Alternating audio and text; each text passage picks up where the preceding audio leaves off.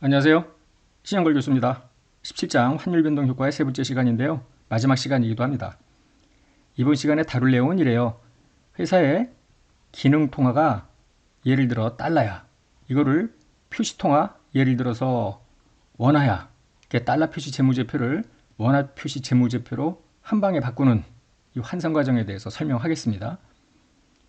표시 통화로 환산하는 경우가 무엇이 있을까 한번 들여다보면 이렇습니다.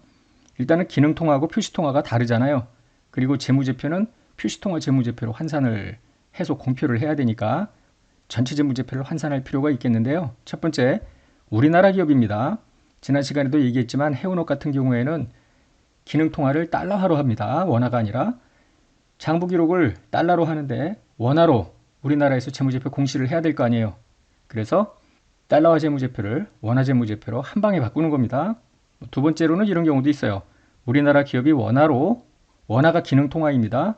장부기록을 하는데 해외 증권거래소에 상장을 해놓은 상태라면은 그 증권거래소에서 요구하는 화폐 단위로 전부 환산을 해서 보고를 해야 되겠죠.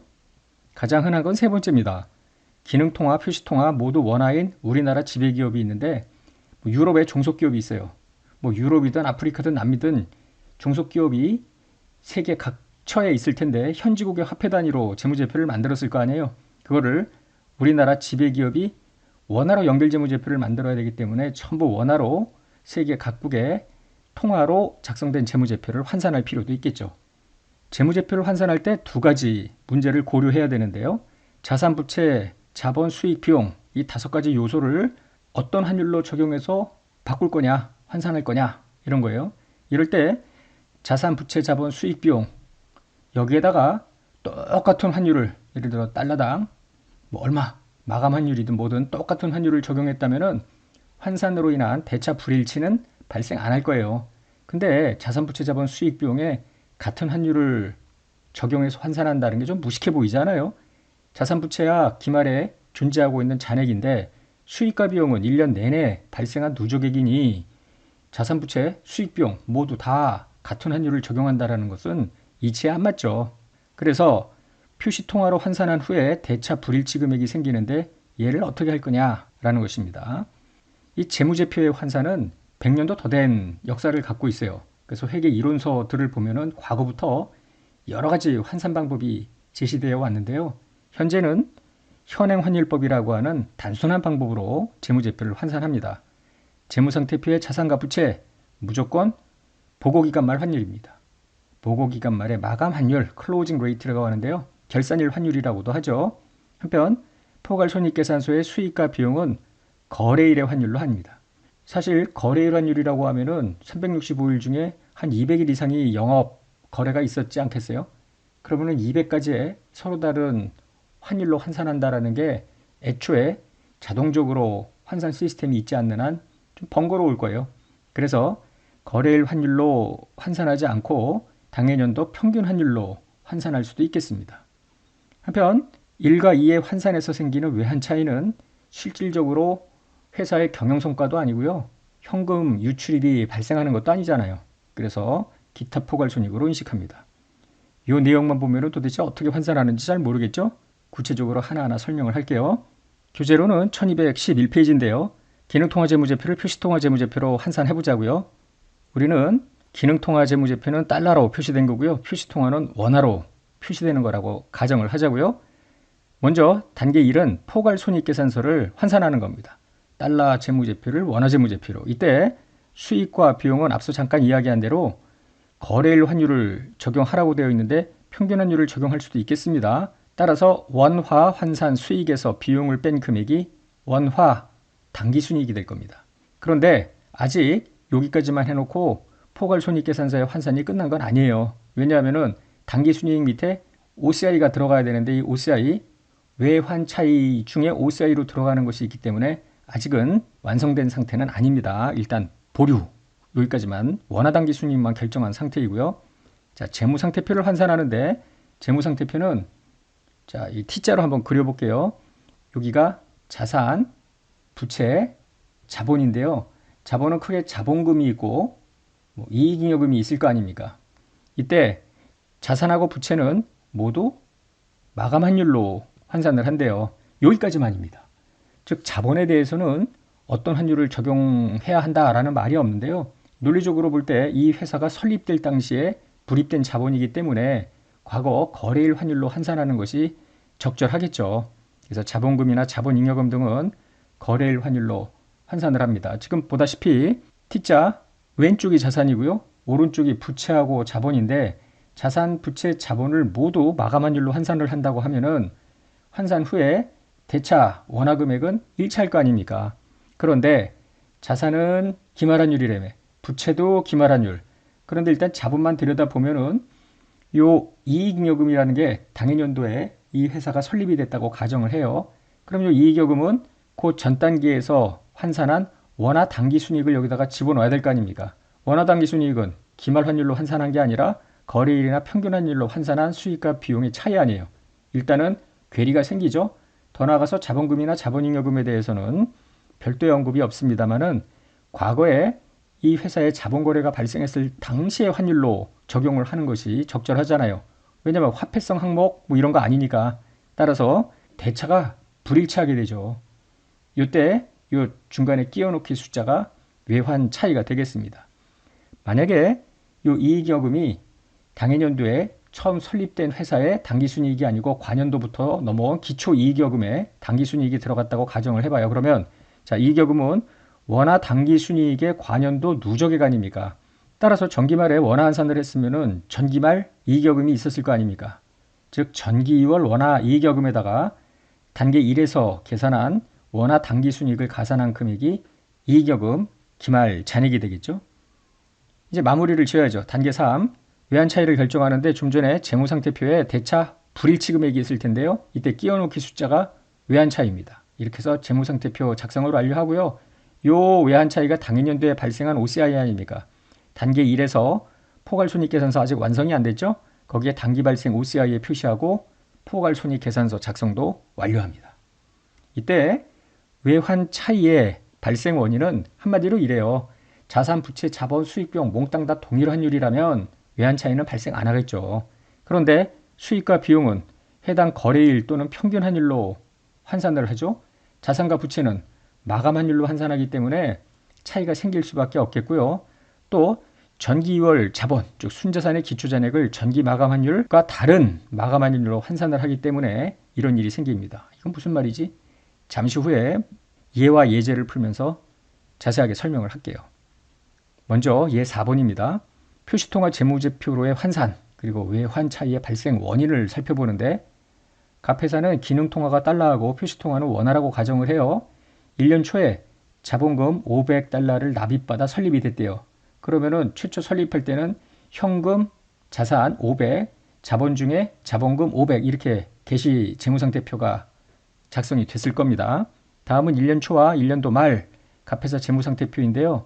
1년 초에는 지금 좀 아까 이야기했듯이 자본금, 자산, 이 자산은 현금이었겠지. 근데 1년이 지났습니다. 자산은 900으로 올랐고요. 부채가 생겼네. 자본금은 그대로고요. 이익여금은 100이랍니다.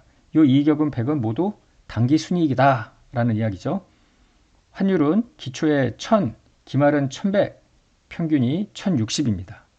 그러면 1년 초 재무제표를 한번 환산을 해볼까요? 1년 초에는 자산 500과 자본금 500분이 없잖아요. 이날 환율은 1000원이니까 각각 1000을 곱해서 50만, 50만. 뭐 전혀 문제 없죠? 개시 재무상태표입니다. 자, 1년도 말이 됐습니다. 외화금액으로 자산이 900, 부채가 생겼고요. 자본금은 원래 있던 그대로 왔고요. 이익여금이 100달러인데 여기 바로 당기순이익에 해당이 되는 거죠. 자, 적용을 환율을 들여다보면 자산과 부채는 무조건 마감환율이라며 1100. 한편 자본금은 1년 초에 회사가 설립이 될 때 불입자본이니까 그날 거래일 환율을 적용하는 것이 적절하고요. 평균 환율로 환산을 했습니다. 1060. 그래서 원화금액이 이렇게 나와요. 근데 차변과 대변은 같아야 되는데 차변 자산 총계는 99만입니다. 요거 다 더한 금액이 99만 원보다 5만 4천 적어요. 여기에 끼워넣기 숫자가 필요하죠. 이게 바로 기타 포괄 손익으로 들어가는 외환 차이입니다. 직관적으로 보더라도요. T자로 한번 그려볼게요. 여기가 자산, 부채, 자본 이렇게 되는데 지금 환율이 1,000원, 연중 1,060원, 1,100원까지 쭉 환율이 오르는 상태 아닙니까? 이럴 경우에는 자산은 가장 마지막 환율 아니야. 1,100, 부채도 1,100. 그런데 자본은 여기 1,000짜리도 있었고요. 그 다음에 자본 중에 이익여금은 요 평균 1,060 뭐 이런 식으로 들어가기 때문에 차변 합계보다 대변 합계가 무조건 적을 거 아닙니까? 즉 환율이 오를 때는 오른쪽 대변에 끼워넣기 숫자가 들어갈 수밖에 없어요. 외환 차이 54,000. 그렇다고 이게 54,000만큼 현금 유입을 기대할 수 있느냐 이런 거 아니에요. 그냥 대차 불일치 금액을 끼워 넣은 거에 불과하다라는 거죠. 한편 54,000의 발생 원인을 살펴보자고요. 54,000은 단기 순이익 100달러잖아요. 그런데 기말 환율이 아니라 연평균 환율 1,060원으로 환산을 했기 때문에 4천만큼 차이가 납니다. 차변 대변 모두 1,100으로 환산했다면 환산 차이는 안 나타나죠. 한편 기초자본을 전기 마감 환율이 아닌 단기 마감 환율로 환산하는 과정에서 발생하는, 즉 전년도 자본이 500달러인데 1,100이 아니라 1,000으로 환산을 했으니까 5만만큼 차이가 나죠. 따라서 둘 합친 54,000만큼 외환 차이가 발생합니다. 좀 더 깊이 있게 들어가 볼까요? 예제 6번인데요. 1년도 환산, 2년도 환산, 두 회계년도 연속해서 재무제표 환산을 해보자고요. 한국의 갑회사는 1년 초에 미국의 ABC 회사가 있는데요. 기능통화는 달러하고 표시통화는 원화입니다. 100% 지분을 출자했대. 다음은 ABC 회사의 1, 2년도 포괄손익계산서와 1, 2년도 말 현재 재무상태표다. 이렇게 되어 있습니다. 이거는 종속회사 재무제표죠. 미국에 있는. 그래서 1년도에는 당기순이익이 500달러고요. 기말에 자산이 4,500, 부채 2,000, 자본금 2,000, 이익여금 500인 걸로 보아 다른 거 없이 이익여금은 1년도 당기순이익임을 직감할 수 있죠. 한편 X2년도에 가니까 당기순이익이 600달러이고요. 자산 늘었네. 부채도 늘고 자본금은 그대로고요. 이익여금이 1,100인데 왜 1,100이냐면은 전기 2월 500에 단기 순이익 600이 더해져서 1,100이 됐겠네. 전부 유추 가능하죠. 한편 1년 초, 1년 말, 1년도 평균, 2년도 말, 2년도 평균 환율이 전부 주어집니다. 지금 1년도에는 1000에서 1120을 거쳐 1200 계속 1년도에는 오르고 있고요. X2년도에는 1200에서 1020으로 지금 내리는 상황입니다. 우리는 직감할 수 있죠. 1년도에는 외환 차이 대변이 나올 거고 2년도에는 외환 차이 차변이 나올 거예요. 환산에 따른 손실. 자, 재무제표 환산을 해보자. 수익과 비용은 평균 환율로 환산하자. 이런 겁니다. 그러면 먼저 단계 1, 포괄 손익계산서부터 환산하는데요. 수익, 비용, 순이익 계속 이렇게 나옵니다. 수익과 비용은 평균 환율을 1120을 곱하기 때문에 원화 금액이 있고요. 원화 단기 순이익은 56만 원입니다. 그러나 아직 포괄 손익계산서는 완성된 상태가 아니에요. 여기에 단기 순이익 밑에 OCI가 더 들어가야 되죠. 조금 더 기다려야 되고요. 재무상태표 환산을 합니다. 그리고 대차 일치시키는 끼워넣기 숫자가 외환 차이인데 1년도 말 자산은 4,500, 부채 2,000, 자본금 2,000, 이익여금은 이게 단기 순이익 부분 아닙니까? 어떠한 경우에도 이익여금은 단기 순이익의 누적치이기 때문에 특정 환율을 곱해서 환산되는 것이 아님을 꼭 기억하셔야 되겠습니다. 자산 1년도 말, 부채 1년도 말 환율로 환산해서 일단은 들어가고요. 자본금은 1년도 초에 설립이 됐잖아요. 그때 환율 1,000원으로 들어갑니다. 한편 단기 순이익은 뭐 1,120이라고는 했습니다만 이게 첫 해년도니까 그렇고요. 이게 바로 56만 원입니까? 원화 이익여금이 그대로 이익이 되면 되겠습니다. 그러면 대차가 불일치합니다. 우리가 예상했던 대로 1년 뒤에 환율이 올랐기 때문에 대변에 차손익이 생겨요. 외환 차이, 환율 변동 이익인데요. 실제로 현금 흐름과는 무관하죠. 자, 44만 원이 결정이 돼요. 그러면 다시 단계 1로 가서 포괄 손익계산서를 끝내야지. 여기 44만 원, 56만 원 단기 순이익 밑에 44만 원이 들어가서 총 포괄이익 100만 원 하고 들어갑니다. 어때요? 썩 어렵지 않죠? 한편 이 44만 원의 발생 원인을 보는데요. 단기 순이익이 500달러인데 500달러 마감 환율이 아니라 평균 환율 1120으로 환산하는 바람에 4만만큼 차이가 생기는 거고요. 기초자본 자본금이 2000달러였는데요. 기말 환율이 아니라 기초환율, 즉 정기말 환율로 환산을 했기 때문에 40만 원의 차이가 생겨요. 그래서 도합 44만 원만큼 차이가 생긴다. 이렇게 분해가 가능합니다. 계속해서 X2년도 재무제표 환산을 해보는데요. 2년도에는 600달러의 단기 순이익이 발생을 해요. 각각 수익과 비용에 1100 단기 평균 환율을 곱합니다. 지금 환율이 내려가고 있는 상태예요. 1200이었죠? 평균은 1100이고요. 마감 환율은 1020으로 끝이 납니다. 일단은 1100 이걸로 해서 66만 원화의 단기 순이익을 결정합니다. 자, 재무상태표를 환산하는데요. 자산 5,800, 부채 2,700, 자본금 2,000 해놓고 이익여금은 전기 2월 이익여금 500달러에 단기 순이익 600달러가 가산이 돼야 되는데 이거를 나눈 겁니다. 이익여금 기초분하고 이익여금 단기 순이익 부분을 나눈 거예요. 왜 나눴는지는 잠시 후에 금방 보면 알아요. 일단은 자산과 부채는 마감환율 1020원으로 들어가고요. 자본금은 과거 거래일 환율, 역사적 환율이라고도 하는데 1000원으로 픽스를 합니다. 자, 이익여금 1100달러에 특정 환율을 곱할 수가 없는 게 전기 2월 이익여금하고 단기 순이익이 합해져 있으니까 특정 환율로 환산을 못 하잖아요. 이익여금 중에 전기 2월 500달러는 과년도 원화 이익여금을 그대로 갖다 넣으면 돼요. 자, 전년도 이익여금 56만 원 아닙니까? 이거를 그대로 갖다 넣으면 되고요. 자, 단기 순이익에 해당되는 600달러가 결국 요거 아닙니까? 66만 원. 1100이라고 표시는 했습니다만은 단계 1에서 도출된 66만 원이 들어가면 되겠습니다. 그래서 이익여금 합계는 122만이 되겠죠? 어쨌거나 대차를 일치시켜야 되는데 X2년 중에 환율이 내려가기 때문에 차변보다 대변이 더 큽니다. 대차 일치시키기 위해서 마이너스 58000 마이너스 금액이 대변 쪽에 들어가야죠. 한편 포괄손익계산서 최종 완성인데요. 여기까지 앞에 완성을 했죠. 66만원. 외환 차이가 앞에서는 마이너스 58,000인데 여기는 왜 마이너스 49만 8천이지? 혼란스럽죠? 혼란스럽지 않죠. 보세요. 요 58,000은 재무상태표고 잔액 아닙니까?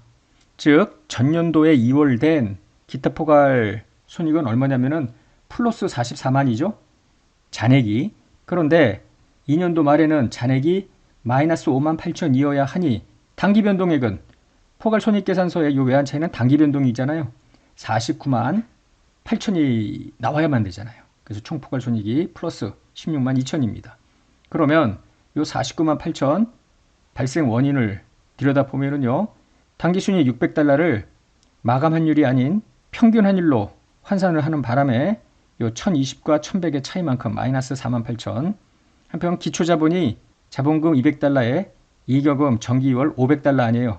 이거를 마감 환율이 아닌 전기말 환율로 환산이 되어 있는 상태이기 때문에 45만 둘을 합치면 49만 8천 다 확인이 되죠.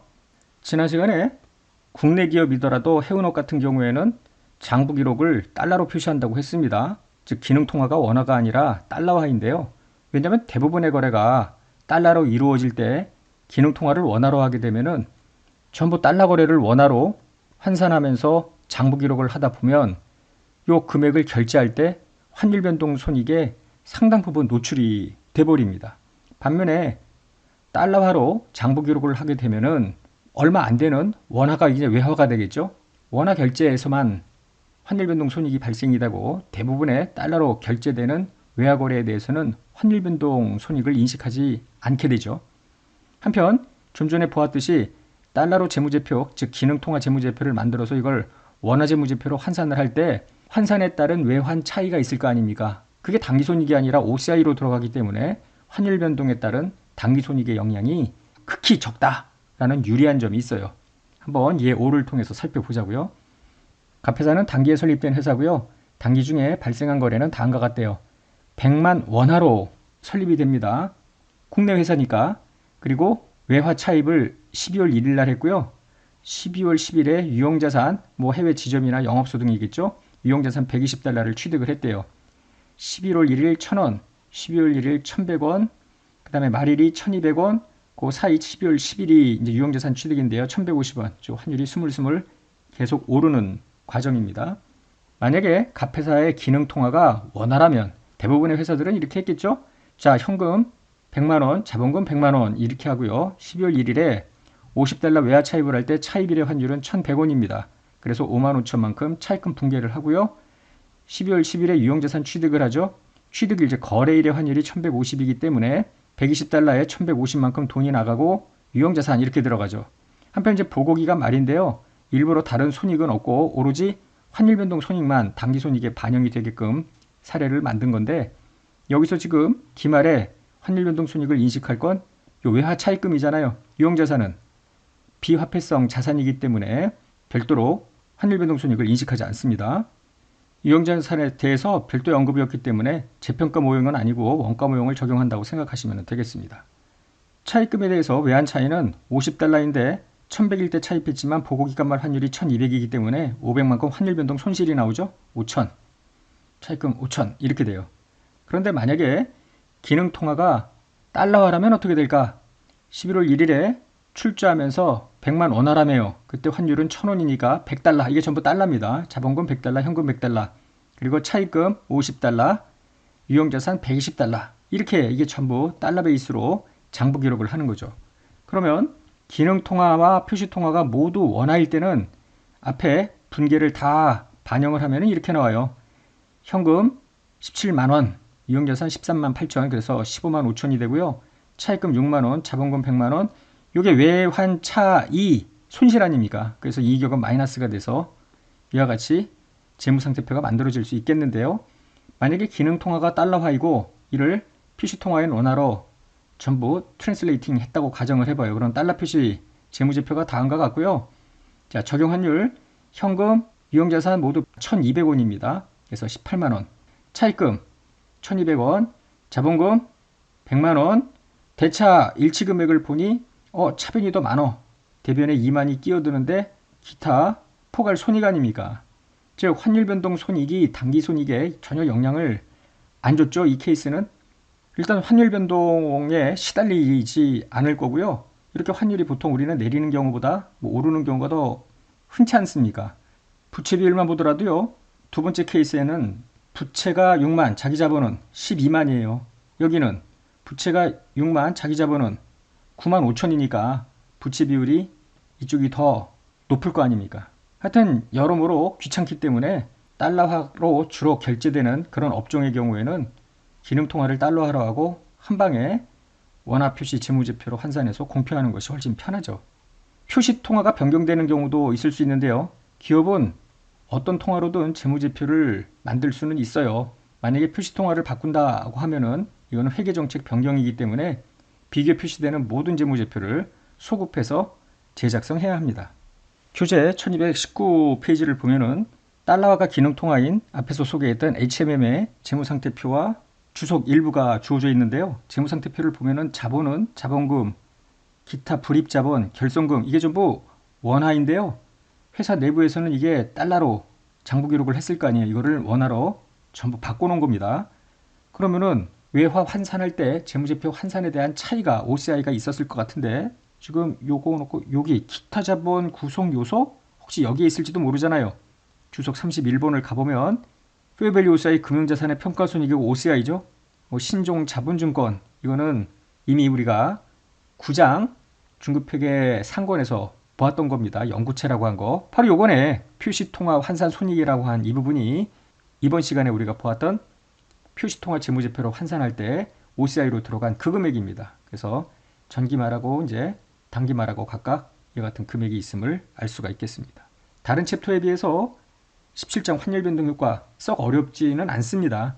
단지 이 환율변동 효과는 이걸로 끝나는 게 아니라 지금 재무제표 환산을 하지 않았어요? 이 재무제표가 해외 종속기업이라고 할 때 원화로 표시되는 연결재무제표를 작성하기 위한 전 단계로 지금 이렇게 환산을 한 후 고급회계에서 배우는 연결재무제표 작성 과정에 흡입이 되겠죠.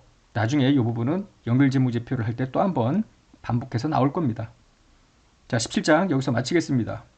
복습 많이 하십시오.